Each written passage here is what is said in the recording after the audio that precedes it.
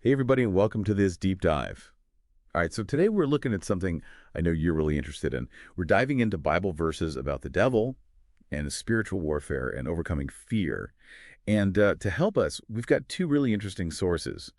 We've got an article called 30 Bible Verses the Devil Doesn't Want You to Know About from a Christian website. And then we've also got this really interesting YouTube video by Daniel Akpera called Spiritual Warfare, Bible Verses Demons Don't Want You to Know. So have you ever gotten the feeling like there are just some Bible verses that even the devil doesn't want you to know about? Right. Like they're just that powerful, you Yeah. know? It is intriguing, isn't it? And you know what I think is really interesting is that you don't even have to be deeply religious to find some of these verses. Pretty fascinating. They really do offer a pretty unique window into how people think about fighting negativity and, Hmm. facing their fears. Absolutely. And speaking of fighting, both of our sources today really emphasize the importance of knowing your enemy when it comes to spiritual warfare. Yeah, for sure. That's a huge theme in both. In James 4.7 it says resist the devil and he will flee from you. And that's such a powerful statement about just confronting your fears head on, Yeah. you know? Yeah. But it's interesting, though, because the article that we're looking at claims that these are verses the devil doesn't want you to know. Wouldn't he want us to be totally clueless about the Bible? Right. Like, that doesn't really add up to me. That's a great point. I think maybe it's not just about knowing the verses themselves, but how we understand and use them. Maybe there's something about a specific interpretation or application of these verses that makes them powerful weapons against evil. Okay, so maybe it's less about just like a general knowledge and more about wielding these verses in a way that disrupts the devil's plans, Exactly. whatever those may be. Yeah, and that kind of brings us to another recurring theme here. And that's this idea of finding strength and assurance in the face of fear.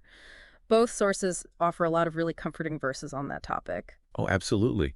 Like Isaiah 41.10 day, fear not, for I am with you. Right. Be not dismayed, for I am your God. I will strengthen you. Yes, I will help you. I will uphold you with my righteous right hand. I know. I've always wondered what it is about verses like this that just resonates so deeply with people, even people who aren't particularly religious. Right. What do you think it is? Yeah, I think it speaks to a very human need for reassurance and protection, especially when we're facing the unknown. It's that reminder that we're not alone in our struggles, that there's a source of strength we can tap into, whether we call that God or just, the power of hope or whatever. Right. Yeah, I love that. It's like this universal message of support and resilience that transcends any specific religious framework. Totally. And speaking of support, both sources go on to emphasize this power that believers find through Christ, this sense of authority and victory over evil. Yes, and it's not just about passively believing either. The YouTube video specifically tells viewers to personalize these verses and speak them aloud, almost like a declaration of power. He even gives an example using 2 Corinthians 10, 4 to 5, which talks about the weapons of our warfare Right. are not carnal, he says. Yeah. It almost makes you think about what weapons we use against our own personal demons, Yeah. even if we don't see them as these literal biblical entities. Absolutely. There's definitely a metaphorical layer here that speaks to the power of mindset and positive self-talk. Totally. Okay, so we've got this idea of knowing your enemy. We've got finding strength in the face of fear, and then this power that comes from faith. But here's where things get really interesting. Both sources kind of throw in this little curveball. They start talking about the importance of action and obedience, not just belief. Right. It's not enough to just know the verses or even speak them out loud. You have to actually live them, Mhm. embody them in your actions. It's about aligning your life with those principles. Exactly. It's like that verse from Matthew 7.21. Not everyone who says to me, Lord, Lord, shall enter the kingdom of heaven, but he who does the will of my Father in heaven. Right. And James 1.22 adds to that, urging us to be doers of the word and not hearers only. Hmm. So it's not a free pass. Faith without action is incomplete. You've got to walk the walk, not just talk the talk. True spiritual power comes from actively living in accordance with these principles. And speaking of walking the walk, both sources touch on this power of personal testimony in spiritual warfare. You mean like sharing your story as a way to inspire and empower others? Exactly. The article highlights Revelation 12.11, where it talks about overcoming the devil by the blood of the Lamb and by the word of their testimony. Mm. And the YouTube video even encourages viewers to share the video itself to help others overcome Satan. Right. It's almost like a chain reaction of courage and resilience. One person's story can inspire others to face their own challenges and find strength in their faith. And it ties into that whole communal aspect of faith that we were talking about earlier. It's not just an individual battle, it's something we fight together, supporting and encouraging each other along the way. Which reminds me, the article spends a lot of time unpacking this concept of sowing and reaping. Have you ever thought about how that idea applies to overcoming your own personal struggles? That's a great question. And to be honest, that's a great question. And to be honest, it's a concept I've thought about a lot. I think sowing and reaping, even outside of its religious context, speaks to this idea that our choices have consequences. Like what we put out into the world, whether it's kindness or negativity, effort or apathy, it ultimately shapes our experiences. Yeah, that's such a great point. It's like we're constantly planting seeds, and the harvest we reap is a direct result of what we've sown. Exactly. And the article actually highlights Galatians 6.7 and 8, which says, "Do not be deceived. God is not mocked. For whatever a man sows, that he will also reap." Quote, "For he who sows to the flesh will of the flesh reap corruption, but he who sows to the Spirit will of the Spirit reap everlasting life." Wow, that's a powerful verse.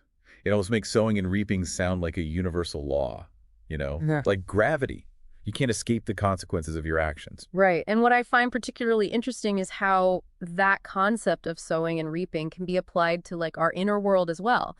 What we feed our minds, the thoughts we dwell on, the beliefs we cultivate, those are seeds too. Wow, I've never thought about it like that before. Yeah. So if we're constantly bombarded with negativity, whether it's from the news, social media, or even our own internal dialogue, we're essentially sowing seeds of like fear, doubt, anxiety. Exactly. And those seeds will eventually bear fruit in the form of negative emotions, limiting beliefs, and unhealthy behaviors. But the good news is we have the power to choose what we sow. So it's not about trying to avoid negativity altogether because that's impossible. It's about consciously choosing to plant seeds of positivity, gratitude, hope. You got it. And the article really emphasizes that point. It's not about being naive or pretending that challenges don't exist. It's about actively cultivating an inner landscape that's resilient, hopeful, and empowered. And that ties back beautifully to this whole concept of spiritual warfare that we were discussing earlier. If we see life as this constant battle against negativity, then sowing and reaping becomes this powerful strategy for winning that battle. Absolutely. It's like equipping ourselves with the right tools, the right mindset, the right inner resources to overcome the challenges that life throws our way. It's almost like these verses are giving us a cheat code for life. Yeah, yeah. Like, hey, here's the secret focus on what you want to gray, not on what you want to avoid. I love that analogy. It really simplifies the concept in a way that's easy to understand and apply. And honestly, who doesn't love a good cheat code, right? Right. Okay, so we've got sowing and reaping as like a framework for spiritual warfare. Earlier, you mentioned how those seeds of negativity can impact our inner world. That makes me think about verses like James 1.15, which describes this chain reaction. Then, when desire has conceived, it gives birth to sin, and sin, when it is full grown, brings forth death. Mhm. Almost like a warning about indulging those negative desires, even the seemingly small ones. That's a great observation. And what's fascinating is that the concept of sin doesn't have to be interpreted purely in a religious context. It can be seen as any action or thought that goes against our own values, our own inner compass. So if we're constantly indulging in self-criticism, negative self-talk, or behaviors that we know aren't serving us, we're essentially sinning against ourselves. We're creating this internal environment where negativity can thrive. Yes, exactly. It's about becoming aware of those negative patterns and making conscious choices to disrupt them. Okay, so sowing and reaping, watching out for those negative desires. Are there any other like cheat codes these sources offer? Well, both sources really emphasize the importance of seeking guidance and support from a higher power, whether you call that God, the universe, or simply your own inner wisdom. Like tapping into a power source outside ourselves. Yeah. Almost like plugging into a cosmic battery charger. Yes. And they provide several verses that speak to this idea of receiving strength and comfort from the divine. For example, Micah 7.8 says, "Do not rejoice over me, my enemy. When I fall, I will arise. When I sit in darkness, the Lord will be a light to me." There's that theme of resilience again, that even when we stumble or fall short, there's this source of support that can help us get back up. Exactly. It's a reminder that we're not alone in our struggles, that there's this force for good that's always available to us if we choose to tap into it. And, both sources, while acknowledging the challenges, also offer a lot of hope and reassurance. Oh, for sure. You're thinking of verses like Philippians 1.6, right? Which says, "Being confident of this very thing, that he who has begun a good work in you will complete it until the day of Jesus Christ." Yes. And Jeremiah 29.11, which speaks to God's plan for humanity. "For I know the thoughts that I think toward you, says the Lord, thoughts of peace and not of evil, to give you a future and a hope. Yeah, it's almost like a cosmic pep talk, reminding us that even when things feel uncertain or chaotic, there's a higher purpose at work, a plan that's ultimately for our good. I love that. Yeah, And honestly, who couldn't use a little cosmic pep talk every now and then, right? right. We all need those reminders that even when things are tough, there's a reason to keep going a light at the end of the tunnel. And both sources offer a lot of practical advice on how to tap into that light. Like the article suggests using specific verses as affirmations, repeating them throughout the day to reprogram our thinking. Right.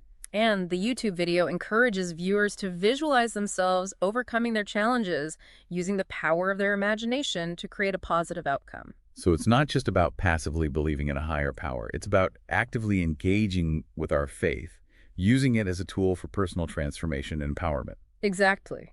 And what I find really fascinating is how these practices, even when stripped of their religious context, can be incredibly beneficial for anyone seeking to overcome negativity and cultivate a more positive mindset.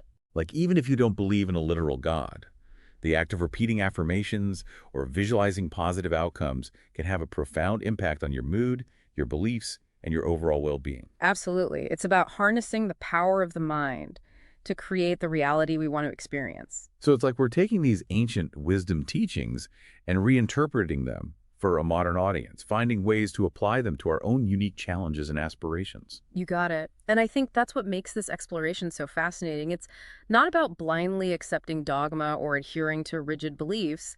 It's about taking these timeless principles and finding ways to make them relevant and meaningful for our lives today. Okay, so we've covered a lot of ground here. Mhm. Spiritual warfare, sowing and reaping, facing our inner demons, finding support in a higher power. But what really stands out to you from all of this? What resonates most strongly with you? What really strikes me is, the emphasis on personal responsibility. These verses aren't just about passively waiting for a divine intervention. They're about actively engaging with our faith, making choices that align with our values, and taking ownership of our spiritual growth. That's so true. It's like we're being called to step into our power, Yeah. to become active participants in our own salvation. Whether we interpret that in a religious context or simply as a journey of self-discovery and personal transformation. Exactly. And, it's interesting how this theme of personal responsibility connects back to something you mentioned earlier, the YouTube video's emphasis on speaking these verses aloud. Oh yeah, he was really adamant about that. It wasn't enough to just read them or even understand them. He had to declare them almost like you were making a vow or a commitment. Right. And there's something really powerful about that, isn't there? The act of vocalizing our beliefs, our intentions, our aspirations. It's like we're giving them weight, Yeah, making them more real, more tangible. totally. It's like that old saying, if you don't stand for something, you'll fall for anything. Hmm.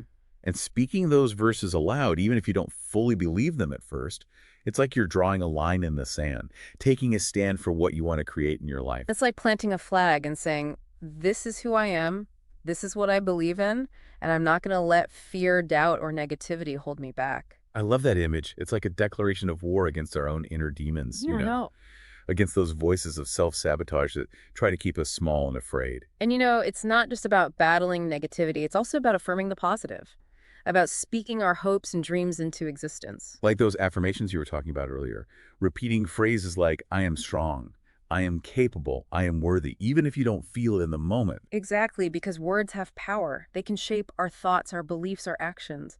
And the more we repeat those positive affirmations, the more we start to believe them, and the more they become our reality. It's almost like we're reprogramming our subconscious minds, replacing those old limiting beliefs with new empowering ones. And that's so powerful. It is, and the beauty of it is that anyone can do it. You don't need any special training or equipment. All you need is your voice and the willingness to speak your truth. So even if you're not battling demons or quoting Bible verses, there's something to be said for the power of speaking your intentions aloud. Whether it's setting goals, expressing gratitude, or simply affirming your own worthiness. Absolutely. It's about harnessing the power of language to create the life we want to live. Well, I think we've officially reached peak deep dive territory. We've explored spiritual warfare, sowing and reaping the power of personal testimony, and even the magic of speaking our intentions aloud. I don't know about you, but I'm feeling pretty inspired. Well, too, it's amazing how these ancient teachings can still offer so much wisdom and guidance for our modern lives. And hopefully we've given you some food for thought, some new perspectives to consider, and maybe even a few cheat codes to help you navigate your own personal journey. What stood out to you the most from all of this? What resonated with you on a personal level?